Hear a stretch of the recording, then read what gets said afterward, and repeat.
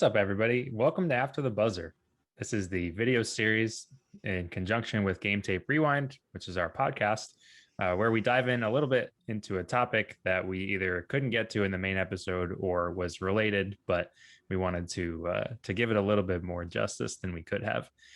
In this episode of Game Tape Rewind, we discussed our most heartbreaking moments in sports fandom, some of our most angering moments. So we each had two. We encourage you to check that out if you haven't done so already. But for this episode, After the Buzzer, we decided to pay a little bit more attention to a topic and a team that caused us both a significant amount of heartbreak. And that is the 2017-2018 U.S. men's national team, the soccer team that did not qualify for the 2018 World Cup, flamed out in spectacular fashion, and was just really one of the most, I think, shocking things that we really have experienced as soccer fans. Yeah, and we've been through a lot as, United States soccer fans, and I think we can confidently say that we're probably on the upper tier of, soccer fanhood as a United States citizen through and through. So, Sure. we've gone through a lot with that team, and for it, I don't know if it's necessarily if it's anger or disappointment. It's really weird. I know our whole episode of the podcast was about psychological, kind of breakdowns, but I don't know what the appropriate emotion was for that at the time, and I still don't know now. I guess more just I almost want to grab them and be like, who do you think you are? Like, kind of thing, like, who do you guys think you are? Yeah. No pride, just seemingly, and that was years and years of mismanagement coming. So we can't just say that it was one moment. That was a nearly decade of American soccer issues. Yeah, and they all seem to come to a head at the same time, as those things tend to do.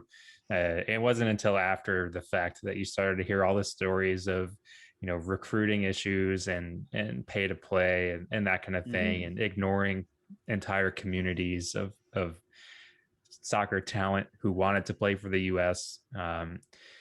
But let's dive into that team a little bit more and the path that they took to this ultimate failure. So you start the 2017 portion of the qualifying. At the time, it is no longer the case. I don't know if it ever will be again, but it was the last stage of CONCACAF qualifying. It's called the hexagonal, whatever, 6 teams. The U.S. has pretty much always comfortably qualified in this format. It definitely favors the top couple of teams in the region. They don't have to go through the really brutal part of qualifying where they have to play a lot of the smaller island teams or smaller country teams that tend to have poor quality fields. And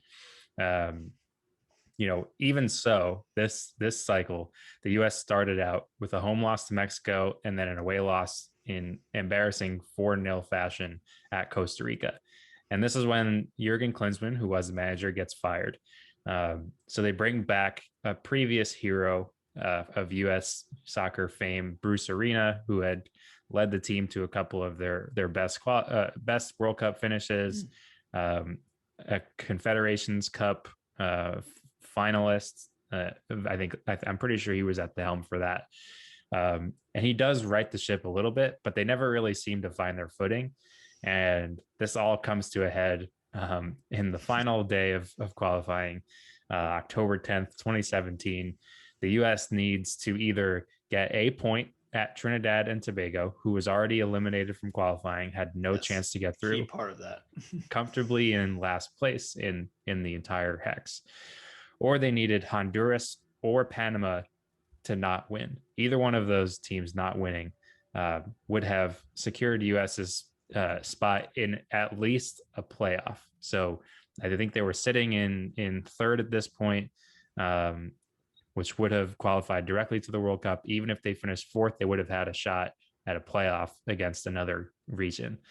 So in that game, the U.S. game, in the 17th minute, Omar Gonzalez, who is a U.S. defender, attempts one of the worst clearances in his own box that you could possibly imagine. He kind of like half swings his leg at the ball, From outside the penalty spot, it deflects off his shin and loops over Tim Howard's head into like the corner of the net for an own goal. The U.S. is down 1-0. 20 minutes later, Alvin Jones, who is a player for Trinidad and Tobago, who you had actually an interesting fact that I didn't know. Yeah, I mean, I don't have the exact thing, but I'm pretty sure that his father had played, for that team at some point in his life as well, which is just kind of a neat thing, I think. That is cool. We like We like that stuff. intergenerational sports here.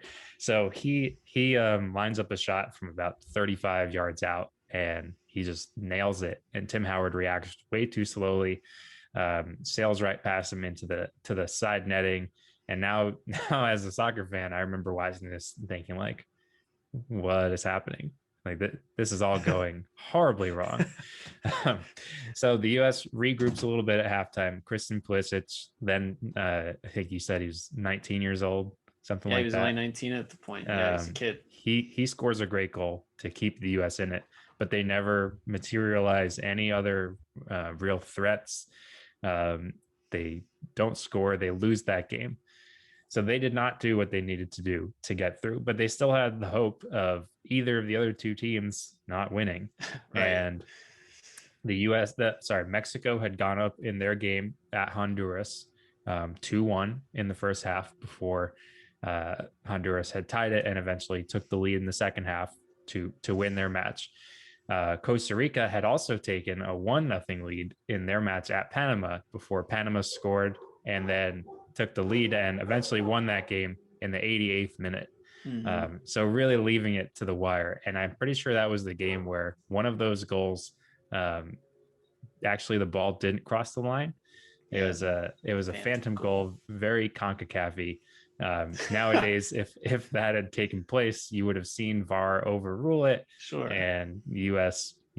Possibly qualifies for the World Cup. But everything came to a head and led to, at the very least, the silver lining here is that you had one of the all-time great commentator rants. Yes, that we've I want to ever read. I want to read one little part of this, Chris, if I may. Okay. This is Taylor Twellman, a former U.S. player and who has become, I think, a really quality broadcaster for United States soccer. But towards the end of this long, unscripted rant on ESPN, which is now very famous, I want to get to the bottom where he's talking about like kind of the arrogance around United States soccer and about how we've just kind of put band-aids on kind of all the problems related to these massive MLS contracts, the pay to play, like you said. And he goes on to say, the gloves should have been off years ago. We should have been having real criticism. And discussions after Brazil was, can we beat the Colombias and the Belgiums and the Argentinas of the world? Are you kidding me? We can't even beat the Trinidad on a field that's too wet or too heavy. It literally says air quotes here, so I'm doing my best. He said, what are we doing? What are we doing? This is a discussion that's being had. It's remarkable to me when I go on this stupid thing right here. He picks up his phone. Is how ignorant people are when the rest of the world, Belgium played Bosnia on a cow pasture, but we can't play Trinidad with water on the field. Which again, he was just kind of getting into that arrogance and kind of just not the relative lack of toughness around United States soccer. It's just an afterthought. It's not something that's played with pride and with passion and love. So I felt it from him that night, and we had our own feelings about it. But to see it from a former player kind of oozing out in that way was really powerful. It led to a lot of really difficult discussions, and honestly, I don't even know if they've solved a lot of the problems. I mean, the talent generation, the pool of talent has certainly grown in that time to where you see a lot of high profile teams signing U.S. players, but there's still a lot of questions about the whole recruiting process and how they pick managers and whether or not who they pick is the right person to lead the team.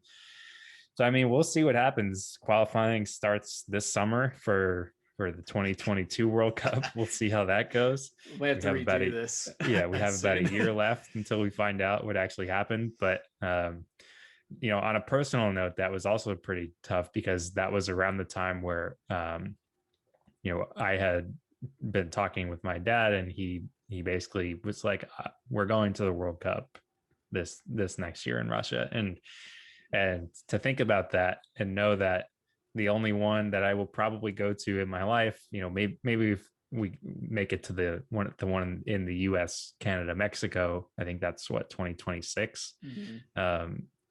That's absolutely on the table, but to that point I had no idea that that was even an option. So I'm thinking like, here I am going halfway across the world to a World Cup, one of my favorite sports tournaments, and one of the best events in all of sports, and I don't have anybody to root for. And there's, I just distinctly remember, and this was a mistake on my part, but I didn't pack any of my US jerseys because I was like, it's going to look weird if I'm wearing a jersey to a team that's not even playing.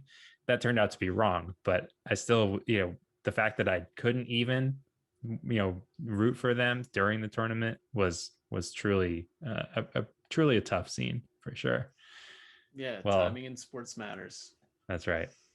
Well, I think hopefully brighter pastures ahead. Cow And pastures. yeah, cow pastures. But let us know what you remember about that team, and where you were when everything kind of fell apart. So I was sitting in my living room with my head in hands as Taylor Twellman ranted on my screen. Check out our main episode of Game Tape Rewind. We appreciate you tuning in, and we'll talk to you next time.